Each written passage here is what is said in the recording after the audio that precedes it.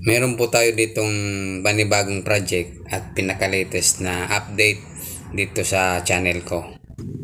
Twin Rev yung profile na gagamitin natin ngayon dahil ito yung nagustuhan ng may-ari. Kung tutuusin, mas matibay nga to kaysa doon sa typical na rib type. Kasi yung rib nito magkatabi. So, ibig sabihin po niyan, kapag malalapit yung mga rib, lalong tumitibay yung yero. Kaso nga lang, yung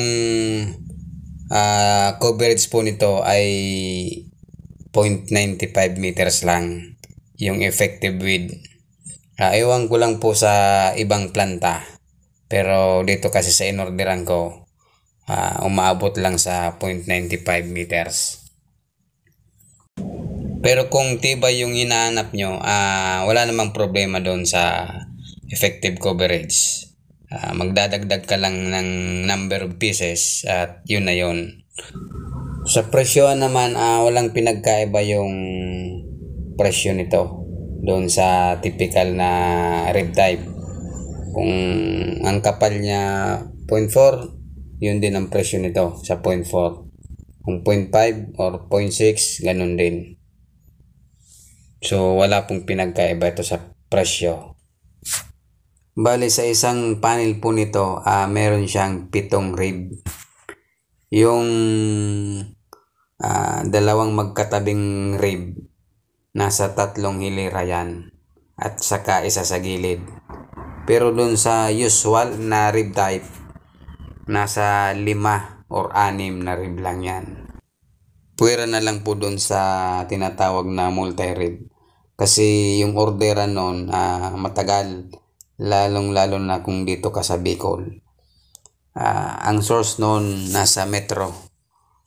Matagal ang production lead time nun kung dito ka sa Bicol. Tsaka yung ganong klaseng yero, kadalasan po ginagamit yun sa wall cladding. Bira naman sa roofing.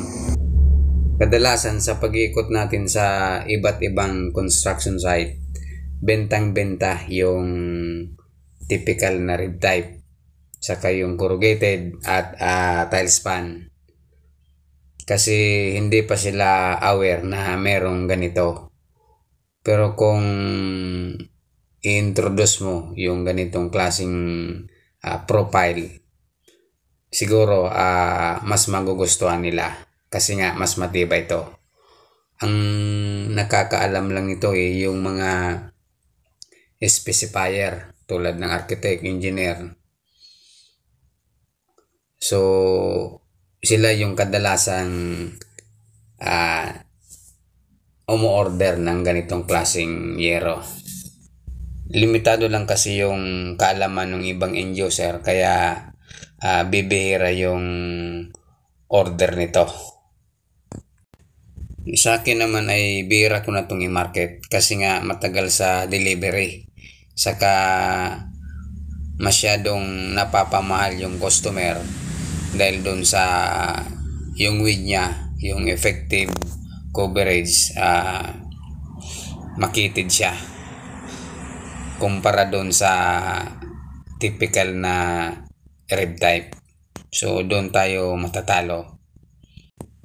Pero kung ito yung preferred ng owner, bakit tayo tatanggi, di ba? So kung yun ang kagustuhan nila, i-serve natin. Basta't willing silang maghintay kung gaano man katagal yung pag-order nito. So dito natin yan ikakabit. Nasa 7 piraso lang yan at 6.7 meters yung pinakamahaba. Pahirapan yung pag-akyat natin ng yero dito kasi nasa ikatlong palapag to. So ngayon, naglalagay na tayo ng fascia board o yung sinepa. Pagkatapos nito, yung mga flashing saka gutter, yun ang unahin natin. para hindi mahirapan sa pagkakabit ng yero. Tuloy-tuloy na. Kapag nauna kasi yung panel, doon mahirapan ka. So yun ang proseso. Una yung gutter, kahit mauli yung flashing, pwede rin. Pero dito sa pagkakabit ko, unahin ko na yung flashing saka gutter. Natapos natin yung gutter saka yung ibang flashing. Kaya ito, nakalatag na tayo ng isang panel. So, dire-diretso na yan. Gumamit tayo dito ng insulation. 10mm two-sided. At magkapatong pa siya. Kumbaga, doble yung ginamit dito. Yan. Para daw talaga ma-absorb yung init na papasok. So ito lang po yung gagawin kong pagpaparamdam sa channel natin para masabi nyo naman na nandito pa ako. So sa mga susunod na araw, linggo, buwan at sa taong ito ay magdadagdag tayo ng iba't ibang content na tungkol pa rin sa construction na ginagawa natin. Mahirap po mangako pero sana madalas tayong makapag-upload ng mga construction idea para meron din kayong kapupulutan ng kaisipan. Marahil doon sa mga subscriber ko nagtataka kung bakit ngayon lang tayo nakapag-upload at medyo may katagalan na. Siguro I'm not going into details pero struggling po tayo.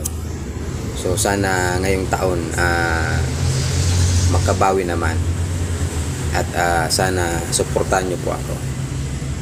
Tulungan nyo po ako na makaahon sa sitwasyon natin ngayon. Salamat po.